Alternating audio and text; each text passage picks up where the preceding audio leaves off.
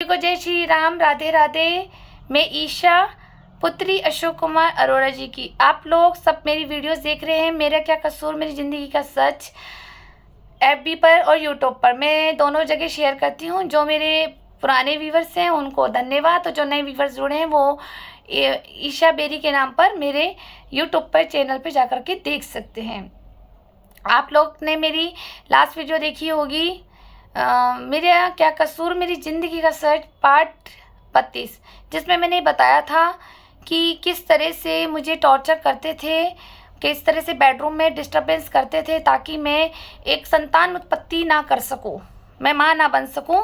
तो मुझे वो पल मेरे पति के साथ ये बिताने नहीं देते थे। ये मेरे पर्सनल पल तो हैं, लेकिन मेरे को मजबूरन अब आप लोगों के बीच में शेयर करना पड़ा, इसलिए कि ताकि ये इसलिए नहीं होने देते थे कि भाई फिर बहू पे तो एलिगेशन लगाना है ना कि ये बांझ है।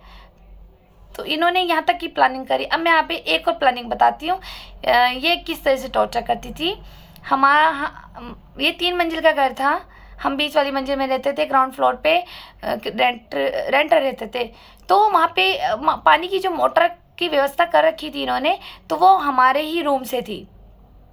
अब मेरी सास तो रोज़ 3 बजे खड़खड़ी चलते, रात को 10 बजे आए, तो वो मुझे कह के जाती थी कि देख ये जो नीचे वाली है ना, जो नीचे लोग रहते हैं, मेरे को तो पता नहीं था इतना, ये तो पता था रहते हैं, पर ये नहीं पता था कि इतना इनका रिलेशन है और ये कितने टाइम से रह रहे हैं, कि जी ये लोग ना आवाज़ मारेंगे कि भाई मोटर चला दे, तो मोटर मत चलाइयो। मैंने कहा क्यों भाई, पानी तो पीना है उनको। बोली नहीं नहीं मोटर, ये अभी ना कहेगी मोटर चला दे, मोटर नहीं चलाना, ठीक है। मैंने कहा अच्छा ठीक है बता दूंगी। मैं चुप रही, मैंने कहा ठीक है चल। ये चली गई। अब क्या हुआ कि उन नीचे जो दीदी रहती थी, भाभी भैया ये सब रहते थे, पूरी फैमिली रहती थी उनकी, उन्होंने मुझे बहुत आवाज़ें मारी, ईशा भाभी ईशा भाभी। मैंने इग्नोर मारा, उस आवाज़ को मैंने इग्नोर मारा। फिर वो ऊपर आ गई, दरवाज़ा खटकाया, ईशा भाभी। अब तो खोलना पड़ा क्योंकि मैं तो किचन में ही थी, काम कर रही थी। मैंने कहा हाँ जी बताओ। बोले कि अरे पानी नहीं आ रहा नीचे, थोड़ा सा पानी हम पीने का भर लेंगे, ज़रा 5 मिनट मोटर चला दो बस। तो मैंने कहा ठीक है चला देती हूँ। मैंने चला दी, 5 मिनट क्या, मैंने कहा 10 मिनट चला देती हूँ, कोई दिक्कत नहीं है, आप अपना काम कर लो जो भी आपने पानी वानी भरना है। तो जब ये करा तो उसके बाद ये जब रात को मेरी सास आई, मोटर चल चुकी थी 10 मिनट, जब मेरी सास दुकान से आई 10 बजे, तो इसने आते ही मीटर चेक करा। देखो क्या प्लानिंग थी, इन्हें मीटर चेक करा, उसमें रीडिंग बढ़ी हुई थी। अब ये ऊपर आई तो बोली कि भाई मोटर चलाई थी क्या तूने। मैंने कहा हाँ मम्मी। क्यों भाई, इनने आवाज़ मारी होगी नीचे वाली ने। तो मैंने कहा मारी थी, उस वक्त तो मैंने नहीं चलाई, लेकिन हाँ मैंने इसलिए चलाई क्योंकि मुझे पानी की नीड थी, तो मैंने इसलिए चलाई। अब उस पर कलेश कर दिया, तूने पानी क्यों नहीं भर के रखा, तूने बाल्टी क्यों नहीं भर के रखी, तेरे को कितनी बार बोला यहाँ पानी कम आता है, तू पहले ही सुबह जल्दी नहीं भरती पानी को। मैं चुप रही, मैंने कहा अब क्या बोलूँ, कलेश हो जाएगा। इतने में क्या हुआ, मेरी पोल यहाँ से खुली कि उन्हीं दीदी ने ऊपर आके बोल दिया, अरे आंटी बताओ तुम्हारी बहू तो लगता है सो गई थी शाम को, मैं तो इतनी आवाज़ें मार मार के थक गई, मोटर चला दो मोटर चला दो, पर इनने तो मोटर ना चलाई। फिर मैं ऊपर आई तो ये जगी हुई थी, किचन में चाय बना रही थी अपनी। मैंने कहा बाबू मोटर चला दी, जरा पानी भर लूँगी। तो इनने मोटर चला दी आंटी, और इतने में 10 मिनट चला दी। इतने में तो पता कि आज लैट्रिन में भी पानी नहीं था। ये तो अच्छा हो ईशा ने चला दी, वरना इसके पापा भी कह रहे थे बता लैट्रिन में भी पानी नहीं रहता। हाँ ना, ये ईशा सुन रही है मोटर चलाने के लिए। अब मेरी पोल वहाँ खुल गई। तो बस जो कलेश हुआ हमारी सास से कि भैया तू तो मालिक बन गई, तेरे को तो सिखा के गई थी, तभी तो कहूँ ये मीटर की रीडिंग कैसे बढ़ी। अरे मैं तो नाप गई थी, देख मैंने तो कॉपी में लिखी, देख इतनी थी यूनिट, अब ये कैसे 2 यूनिट बढ़ गई, तूने मोटर चलाई बहुत।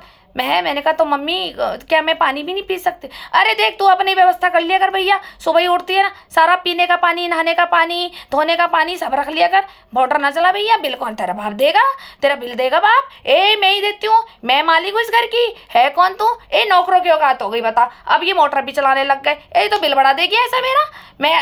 ये इसने इतना इश्यू बनाया कि मैं मोटर चलाते हुए भी डरती थी, अगर मुझे फ्रेश पानी भी पीना है ना तो मैं इसके एब्सेंट में बहुत डरती थी कि मीटर चेक करती है आकर के। वही हाल इसने मेरा कर दिया था कि मैं पानी भी ना पीऊँ, मुझे पानी के लिए भी तरसाया और मुझे झूठा ठहरा दिया। फिर नीचे गई उन्हीं दीदी के पास कहने कि भाई देखा कैसी बहू थी, पानी नहीं चला रही थी ना। अरे ये बड़ी हराम है। अब तो सोच, तूने इतनी आवाजें मारी, कहे ना जानबूझ के, इतनी आवाज नहीं सुनी तेरी। और देख तो ये तो ऊपर आ गई तो सामने दिख गई किचन में, नहीं तो ये तो बेडरूम में होती तो तब भी ना सुनती। अरे इनने मुझे फोन करा था दुकान पे कि मम्मी वो नीचे वाली आवाजें मार रही है बहुत ज्यादा मोटर के लिए, तो क्या मोटर चला दूं? मैंने कहा ये चला दे, किन्ने मना करा मोटर चलाने के लिए? हमारे तो पुराने किराएदार है, वो पूरा किराया देते, मोटर तो चला दे, उसको पानी भरने दे। पानी के लिए नहीं मना करते किसी के लिए। इतनी बात मैंने सुन ली। और मैंने सुन ली तब मैंने पहली आवाज़ उठाई, मम्मी आप सही नहीं कर रहे हो, मुझे सच्चाई पसंद है, ये दूल्हा गेम मत खेला करो मेरे आगे। आप मुझे खुद से मैंने कब कहा तुझे? मैंने कब कहा? इन्हें क्या करा, मंदिर से काली की मूर्ति उठाई, उसकी कसम खा ली, गंगा जल की कसम खा ली, अपने आप को सही साबित करने के लिए उन लोगों के सामने कि देखो भैया मैं तो काली का जल ली। काली ना नाश कर देगी, ये झूठ बोल रही तो इसका नाश कर देगी, मैं झूठ बोल रही मैं बोल रही मैंने नहीं कहा था इसको कि मोटर नहीं चला। मैं तो कहती हूँ भैया पानी दो, सबकी सेवा करो, सबको खिलाओ पिलाओ, यही पुण्य सा जाता है। मेरे को इतना माइंड स्टक हो गया, मैं कही तो मुझे खुद कह के गई थी, और अभी ऊपर लड़के भी आई है कि मीटर की रीडिंग इतनी थी। तो बोली अरे मैंने कब कहा? देख कैसे मेरे सामने झूठा बोल रही, मेरे घर में रह रही है, मेरे आगे वो बन रही महारानी। 2 मिनट से बाहर निकाल देती हूँ घर से बाहर, मेरा घर है। फिर उनको भी कह रही कि रहते को पता किसका घर है? तुम 3 साल से हमारे यहाँ के रह पे रह रहे हो, किसका घर है बताना? इस घर की मालकिन कौन है? कौन रहता है यहाँ पर? मैं, रूमा बेरी से उलझियो मत। अगर तू एक बार उलझ गई ना तो पूरी जिंदगी उलझाती रहूंगी, और अपना को उलझाने पे पैर ही फंसा रहेगा तो निकलेगी नहीं। तो इनने मेरी पूरी जिंदगी बर्बाद कर दी, मेरी बहन को अपने साथ देह व्यापार में लगा करके। आप लोगों ने मेरी वीडियो सुनी, धन्यवाद। मैं आपको अपना एक एक पल बताना चाहती हूँ कि आप लोग भी सावधान रहें ऐसे लोगों से जो ये दुगले सांप होते हैं। Thank you.